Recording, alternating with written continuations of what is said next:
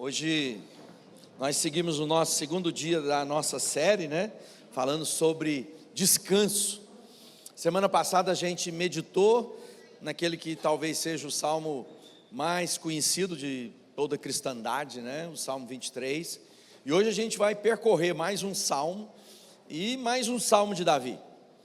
Davi é aquele escritor bíblico que tem sobre si, né? Tinha na vida dele vários atributos, vários predicados. Davi era pastor de ovelhas, cuidava lá das ovelhas do pai dele. Davi era um guerreiro, Davi não perdia batalhas, era um homem poeta que escreveu muitas músicas, ele era um salmista, então um homem de sensibilidade, ao mesmo tempo de muito vigor, de força, né, de objetividade, como guerreiro e depois como rei. Davi era aquele que era admirado por muitos e ao mesmo tempo invejado e até mesmo perseguido por outros. Então Davi é esse homem que quando escreve os seus salmos, ele não encomendou uma música, né? Nos dias de hoje, nós temos aquilo que é chamado das equipes de escrever músicas. Você vai lá no mundo secular, nas músicas populares, tem gente que é profissional só de escrever música, ele olha para a realidade e escreve uma música. Há aquelas músicas que muitas vezes são as que mais fazem sucesso, é aquela que é provinda, né? Aquela que vem de uma experiência pessoal do autor, quando ele coloca a carga emocional, experimental, vivencial, naquilo que ele compõe, daquilo que ele canta. E os salmos é isso, Davi não apenas pensando, né, a criar uma música, mas revelando a sua relação com Deus, através das canções que ele escreve. Então cada salmo de Davi é uma experiência pessoal dele. Esse salmo de hoje, que é o Salmo 62, os estudiosos dizem que é bem provável que é uma escrita de Davi no tempo em que o filho dele, Absalão, se rebelou contra ele e o perseguiu, ao ponto de por algum tempo tomar o trono do seu pai e buscar matá-lo, né, para poder assumir todo o reino de Israel. Então aquilo foi uma experiência pessoal dele, uma vivência de dores, de angústia, que resultou num dos salmos, e esse Salmo 62 é bem provável que seja justamente nesse período em que ele vivenciou tudo isso. Agora imagina, quando a gente está lá nas nossas lutas, nas nossas angústias, ao invés, né, de recuarmos, de abandonarmos, de retrocedermos, e se nós fomos capazes de compor músicas, fazer poemas. Por isso que a Bíblia diz aqui: naquilo que sofro, sou depois canal de bênção para consolar a outros. Então Davi estava sofrendo dores e ao mesmo tempo expondo para ele, para as pessoas, para a alma dele, para o coração dele, a sua confiança inabalável com Deus vivo. Não foram dias fáceis. O Absalão se revolta contra o pai e ele consegue parte, né, daquela corte real para estar do lado dele.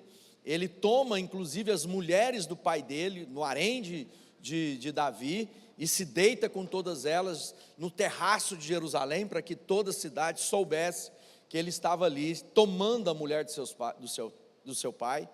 Então eram dias muito tenebrosos, muito difíceis, e Davi escreve esse salmo para que a gente possa aprender a descansar no que ele tem para nós. Diz assim no verso 1, Salmo 62 diz assim: a minha alma descansa somente em Deus, dele vem a minha salvação, somente ele é rocha que me salva, ele é a minha torre seguro, jamais serei abalado. Até quando vocês atacarão um homem que está como um muro inclinado, como uma cerca prestes a cair? Ele faz essa pergunta. Todo o propósito deles é derrubá-lo de sua posição elevada. Eles se deliciam com mentiras, com a boca abençoam, mas no íntimo amaldiçoam. Descanse somente em Deus, ó minha alma, dele vem a minha esperança. Somente ele é a rocha que me salva, ele é a minha torre alta, não serei abalado. A minha salvação e a minha honra de Deus dependem. Ele é a minha rocha firme, o meu refúgio. confiem nele em todos os momentos. Ó povo, derramem diante dele o coração, pois ele é o nosso refúgio. Os homens de origem humilde não passam de um sopro, e os de origem importante não passam de mentira. Pesados na balança, juntos, não chegam ao peso de um sopro. Não confiem na extorsão, nem ponham esperança em bens roubados. E se as riquezas aumentam, não ponham nelas o vosso coração.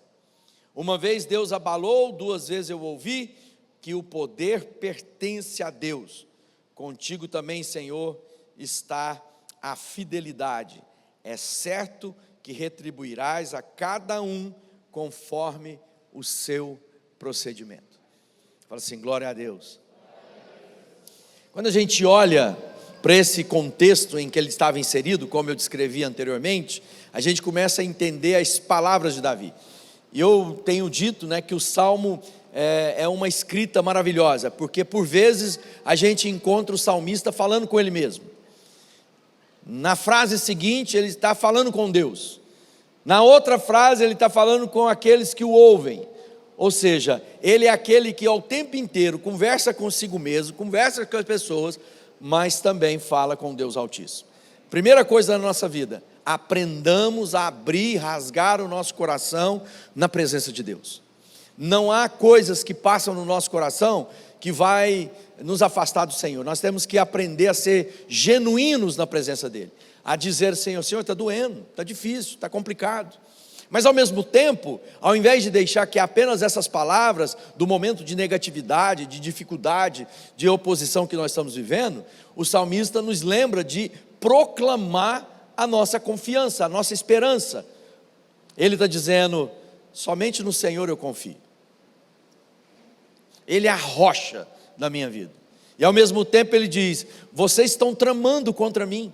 Há uma outra versão, na versão viva, ele diz assim, vocês estão querendo me derrubar do trono, e vocês estão atacando um homem que parece que está com os seus muros derrubados. E naquela época, cidades fortificadas, tinha como vergonha, foi o caso de Jerusalém por vezes, que os muros foram derrubados, as portas queimadas, aquilo era falta de proteção. Ele está dizendo, vocês estão atacando alguém que está sem proteção, mas deixa eu lembrar, a minha proteção, a minha rocha, a minha convicção é no Senhor.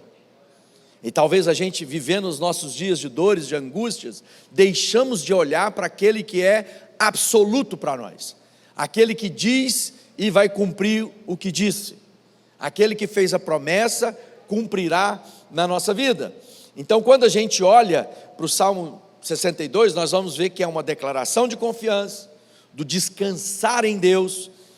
Ele mostra esse período em que Davi viveu pressões, perseguições, ele mostra que muitas vezes ele estava cercado de inimigos, mas ele encontra refúgio e paz somente no Senhor.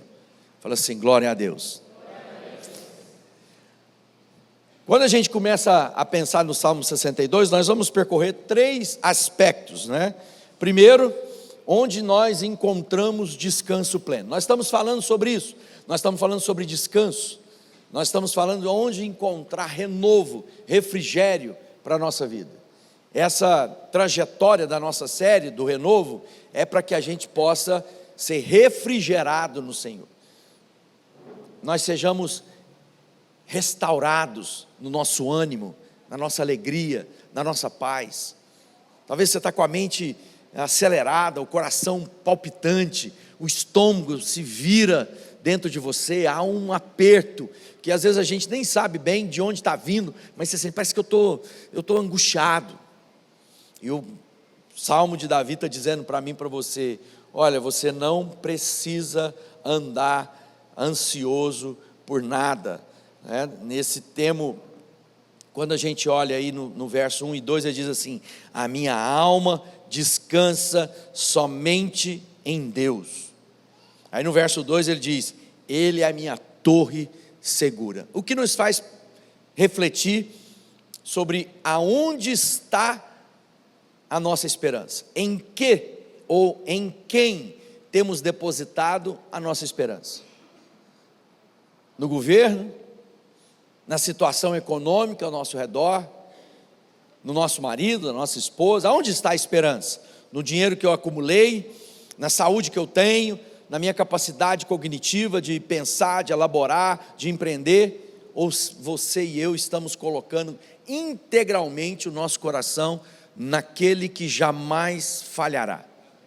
Porque pode ser que por um instante a minha mente tenha um lapso, pode ser que a circunstância ao meu redor não seja tão favorável como já foi um dia, talvez seja que as pessoas que disseram e fizeram conosco pactos, alianças, já não estão mais lá, abandonaram pelo caminho, mas aquele que fez a promessa jamais nos abandonará. Glória a Deus. Aí a gente respira e diz: a minha torre forte.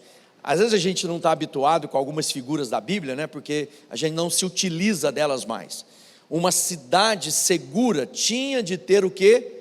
Torre, para enxergar ao longe, a capacidade de ver, né? Se os inimigos estavam cercando, onde eles estavam, quantos eles eram. Então hoje em dia a gente pensa: bom, mas eu não preciso de torre mais, eu ponho no Google Maps, eu olho, né, para a inteligência artificial. A pergunta para nós é a mesma: onde é o lugar de segurança da sua vida? Sua segurança está no Senhor? A primeira coisa que a gente tem que se lembrar, quando a gente está falando do renovo, por que precisamos de renovar as nossas forças? Primeiro lugar, porque os que esperam no Senhor renovam as forças. E temos a tendência, quando estamos cansados, sobrecarregados, de tomar decisões ruins. Porque a gente está tão cansado, fala assim: quer saber de uma coisa? Que se exploda. Quer saber de uma coisa? Não aguento mais esse casamento. Quer saber de uma coisa? Eu não aguento mais essa amizade que está sempre mascando. Eu não suporto mais esse trabalho, porque meu chefe é chato, minha equipe é ruim. Quando a gente está cansado, não tomamos decisões. Por isso que eu preciso renovar em Deus. Preciso estar lembrando de onde está a minha salvação, onde eu coloco a minha esperança. Porque aí, com lucidez, com convicção, com fé, podemos tomar decisões que por vezes são de grandes consequências. Mas aí eu não estou fazendo porque eu estou cansado. E normalmente a gente é enganado, porque a gente imagina que nós estamos cansados por circunstância ou pela culpa de alguém. Uma das coisas que a gente admira em Davi, eu estudando a história de Davi, o Davi não transferia a culpa dele para ninguém. Ele nunca disse: não, eu me deitei com aquela mulher porque ela apareceu pelada lá na janela do meu quarto, ela me provocou. Ele não disse: não, Senhor, eu agi dessa forma porque alguém me forçou. Não, ele sempre disse: pequei. Quando ele era confrontado por Deus, ele assumia o seu erro e se dispunha a mudar na sua vida. Você está pronto para assumir, como diz por aí, a bronca e dizer: fui eu que errei, eu que tomei a opção errada na minha vida, eu que escolhi mal, fui eu que me deixei levar pela sensualidade, né, pela ganância, pelo abuso, fui eu. Aí eu vou descansar em Deus, e Deus vai dizer: dos seus pecados eu já não me lembro mais. Deus vai trazer cura, perdão nas nossas vidas. Então, quando a gente olha para isso, o nosso descanso pleno só pode estar naquele que nos chamou. Não coloque a sua esperança: quando eu casar eu vou ser feliz, quando eu me formar eu vou ser feliz, quando eu tiver meu dinheiro eu vou ser feliz. Essas coisas não trazem plenitude de vida. E aí a segunda coisa é: eu preciso derramar meu coração. O que significa um coração derramado? No verso 8 do mesmo salmo ele diz: confiem nele em todos os momentos. Ó povo, derramem diante dele o coração, porque ele é o nosso refúgio. Derramar o coração é nos entregar completamente a ele, é depositar a nossa vida integralmente a Ele, é dizer, eu não tenho mais reservas, eu me entrego a Deus completamente. Você já parou para pensar se você tem se entregado ou observado quais são os benefícios se você se entregar ou não a Deus? Então tem muita gente que está se poupando na entrega, e Deus diz, não, eu quero o seu coração. Amarás o Senhor teu Deus de todo o teu coração, de toda a sua força. Ele está dizendo, você tem que colocar sua vida na mão de Deus e dizer, faz de mim o que o Senhor desejar fazer, cumpra na minha vida o que o Senhor quer cumprir. Eu não vou resistir mais à sua direção para a minha vida, eu vou ser conduzido plenamente pela tua vontade. E aí a gente sabe, para conhecer a vontade de Deus, a gente tem a oração, né? Mas aquilo que é ainda mais seguro é conhecer a palavra dele, porque conhecendo a vontade de Deus, eu confronto diante das minhas vontades, daquilo que são os conselhos que chegam até a mim, aquilo que é o pensamento coletivo no meu entorno, e aí eu posso me entregar a Deus. Confie em Deus. Há uma história da mulher que tinha fluxo de sangue. Essa mulher, aquela época era o seguinte, se uma mulher estava menstruada, se ela tinha lá hemorragia, e essa mulher padecia por uma menstruação durante 12 anos, um fluxo contínuo. As irmãs entendem bem o que significa, né, na sua saúde, se você estiver sangrando durante 12 anos sem parar. Anemia, dores, angústia, é como se a vida fosse esvainecendo. Aquela mulher não podia tocar ninguém, porque na lei dizia que a mulher nos seus períodos de fluxo de sangue, ela era impura. No entanto, aquela mulher já não suportava mais, porque a Bíblia diz que ela percorreu e gastou boa parte dos seus recursos para encontrar cura. Muitos de nós estão gastando tudo que tem para encontrar cura emocional, afetiva, gastando os seus melhores dias, seus recursos, e não encontram, até que ela ouviu falar de Jesus. Jesus estava ali na redondeza de onde ela morava, e lá no coração dela ela pensou, se tão somente eu tocar nas vestes dele, eu vou ser curado. Ela sabia que era um problema tocar nele, então ela pensou, bom, se eu tocar nas vestes, vai resolver? E diz que ela veio se espreitando, andando no meio da multidão, a multidão apertava Jesus, e ela dizia no coração dela, ela pensava consigo mesmo, não vou contar para ninguém, porque senão posso ser até apedrejada de estar aqui vivendo e esbarrando em tanta gente. Mas ela pensou, eu vou tocar em Jesus, eu vou ser curado. Essa é a confiança, esse é o conhecimento de quem tem uma relação pessoal com Deus e coloca todo o seu coração nele. E ela dizia, se eu tocar eu vou ser curado. E diz que Jesus estava andando com a multidão, e de repente aquela mulher veio e tocou, e Jesus para. Imagina, Jesus era um popstar dos seus dias. Jesus andava e a multidão o apertava, caminhava com ele por todos os lugares. E aquela mulher veio e tocou nas vestes de Jesus. E diz que naquele momento Jesus para e fala assim, opa, alguém me tocou. Os discípulos de Jesus, está todo mundo te encostando. Falou, não, alguém me tocou com fé. Olha a diferença, tem muitos de nós esbarrando em Jesus, e não acontece nada. Mas aqueles que tocarem em Jesus com fé, serão curados. Peça só, é a confiança, ou seja, eu conheço quem Deus é, e se Ele tiver um toque na minha vida, a minha vida vai ser transformada. Então, para nós, nosso coração só vai experimentar a cura que Deus tem, se nós nos derramarmos na presença dEle. O outro ponto é, esse descanso, só em Deus. O salmista diz no verso 10 assim, não confiem na extorsão, nem ponham a esperança em bens, se as suas riquezas aumentam, não ponham o coração nela. Ele está dizendo, você vai encontrar renovo, refrigério, paz para a sua alma, apenas em Deus. Olha só que coisa poderosa, que coisa importante. Você só vai encontrar paz em Deus. Às vezes a gente está projetando sonhos para esse ano de 2025. Às vezes a gente imagina, bom, eu vou galgar melhores resultados no meu trabalho. Talvez você possa dizer, eu quero restaurar alguns relacionamentos, porque isso vai trazer descanso para mim. Se eu tiver minha saúde boa, aí eu vou encontrar aquilo que eu procuro, e pode ser que isso aconteça por um tempo.